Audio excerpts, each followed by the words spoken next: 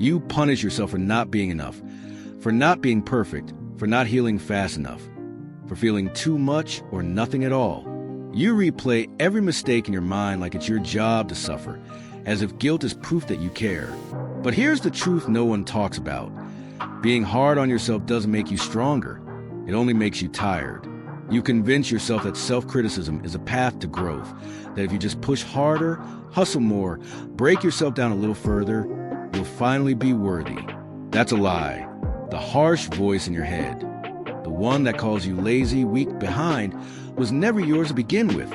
It was planted there by years of expectations, disappointment, and the silence of people who should have spoken love but chose pressure instead. And now, even in moments of rest, you feel guilty. Even in your smallest wins, you question if you deserve them. But let me tell you a secret. Real growth doesn't come from shame. It comes from safety. It comes from compassion. Your nervous system is not a machine. It cannot be bullied into peace. It needs softness. And the more you push yourself with cold demands and silent standards, the more you fracture the very parts of you that are trying to rebuild. Have you ever noticed how you speak to yourself in moments of failure? Would you ever say those things to someone you love? Then why are you so cruel to the person who needs love most, yourself? The real warning here isn't about failure. It's about self-abandonment disguised as discipline. You think you're pushing yourself forward, but in truth, you're leaving yourself behind.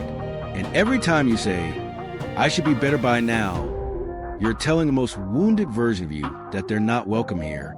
But they are. That exhausted, confused, slow-moving part of you is still you.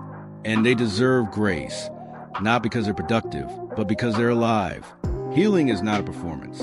Growth is not a straight line. And survival is not laziness.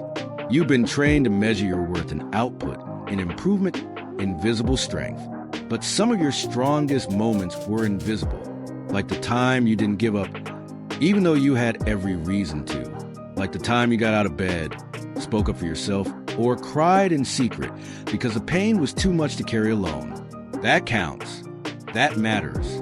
Stop being so hard on yourself. Not because you're fragile, but because you're finally learning what strength really means. And it's not punishment, it's permission.